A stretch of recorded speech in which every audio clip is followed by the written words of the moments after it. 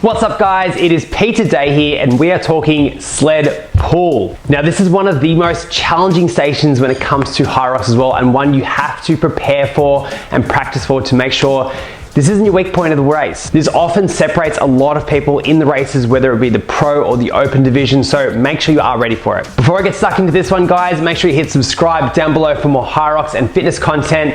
Other than that, let's get stuck straight in. Okay, so in this video, we are going to be going through technique. We're going to go through some strategy, some mistakes I've made in some past races to share with you guys as well. We're going to go through some ways which you can train for this one too, but also looking at how it sits in the overall race. So let's start with some technique. Now, the sled pull, especially in the pro division, it is quite a heavy weight. So almost everyone that are doing this in the pro division are walking it back. Now in the open division, you can kind of grab and pull a little bit. My recommendation, I haven't done the open one, but from what I can see in here, it's still worth it walking it back because it's a lot less stress on the body. It's a lot easier, but again, that one's up to you. For the sake of this video, I'm going to be talking about the pro weights. With the actual sled pull itself, a few things which really need to look at. Number one, I'm going to talk about is the rope positioning, because I made quite a few mistakes in my first few. I've played around with it a few times and I've found for not just what works for me, but also what most of the Elite 15 do, and that is they place the rope on either the left or right side.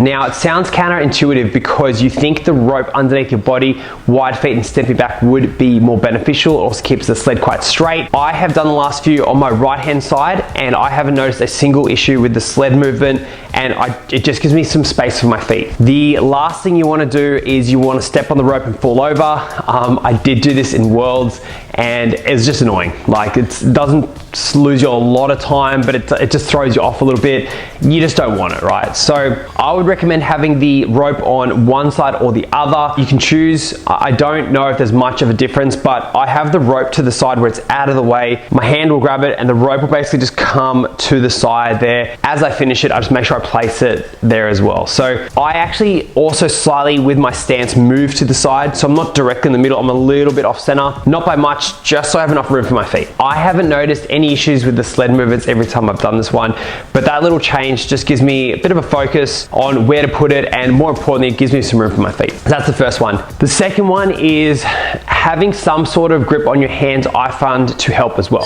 So I know people do carry chalk with them. I know some people use gloves. Usually there are chalk that are there at that station as well. For me personally, I just use the chalk that's there. So as I'm coming into that station, I just chalk up really quickly. It's just going to give you better grip, which means you can focus more on the movement. If you want to carry chalk with you, I don't think it's a bad idea at all. I've seen issues with chalk in races. This is not guaranteed that it's going to be there for you. Plus it might save you a little bit of time if you just have one there you can kind of put your hands into. So just something to be aware of. Now in terms of the technique, you need to stay within your box, and it's really important, and they're getting very strict on this one too. So don't push it, because you can get a 5 meter penalty, and a 5 meter sled pull penalty is not what you want. It's going to be very taxing, plus add a lot of time as well. So just being sure you're within your box there. I find for me personally, it's 155 kilos for the guys. It's pretty heavy. I find the sled's heavier the further it is away from you as well. As it starts to get a bit closer, you can start to, the rope tension becomes less impactful and it becomes a little bit easier. So the first few pulls are quite challenging. So what I do, I get towards the front of the box, 2 hands on the actual rope itself. Now my first few pulls, I actually drop my hips down quite low because I find it a little harder to start the movement on the sled. What I'll do in the first few is I'll get down a little bit lower, which again, if you're a bigger athlete, you may not need to do this one. For me, that's just to get the sled moving there. So I'll get a little bit lower. I'll get the sled moving by using more of the momentum in my body and dropping the hips back. I'll use my box as much as I can with the little steps, and right at the end I'll actually do a bit of a pull on it. It's not so much to really yank it and use my upper body, but it does move it a little bit more as well, and more importantly, it gets me to a standing position. As the sled gets a little bit closer to me, I'll actually, instead of getting my butt lower because it is more taxing to do it, I'll use more of a lean back to get the momentum going, and then I'll use the whole box again. And as it gets closer, the hips come up a little bit higher as well. It's quite subtle when you do it in a race, but again, it's quite early on, and you want to try to reduce as much energy as you're using in this station, like all stations, for the whole duration of the race. So again, if you don't need to do that at the start of the sled pull, don't.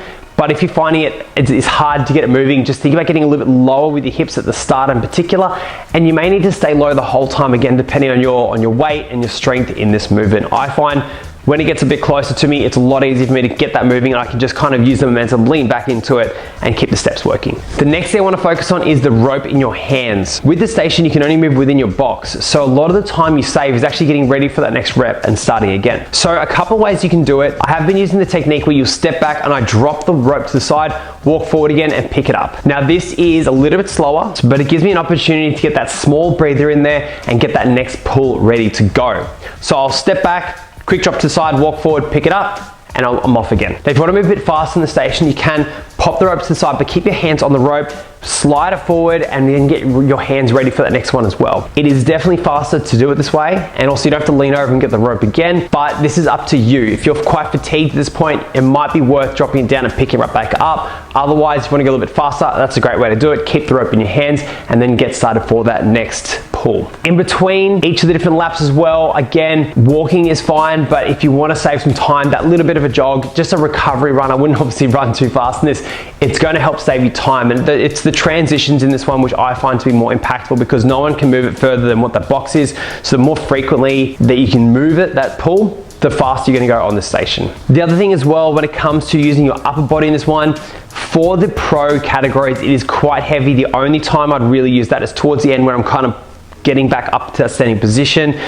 In the open, you may opt to pull with your arms as well. I have seen many guys who are quite strong do it that way. Again, it's more risk reward with regards to how the station is. It's quite taxing to do that one, but if you are a strong guy, this is a strong station for you. Maybe you do a bit of a combo where you pull and step back, or maybe you grab it, or maybe you do one of each.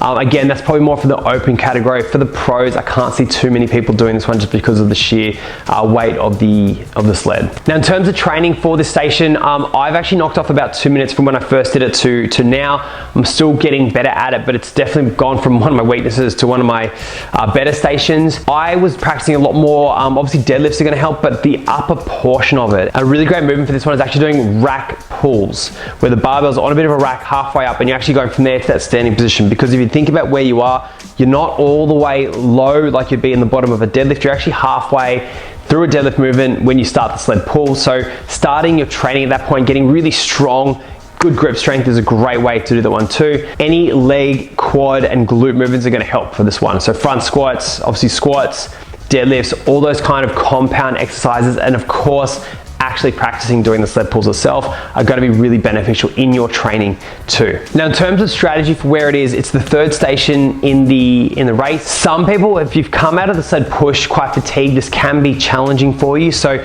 this is where a bit of strategy comes into place on how hard do you work the push versus the pull, because you don't want to go all out on the push and then you end up losing a minute or so on the pull. And the push is very taxing, and that's why I like to have little breaks on that push, because it just gets my breathing right. I'm not overloading the lactic in my legs too much for the next run.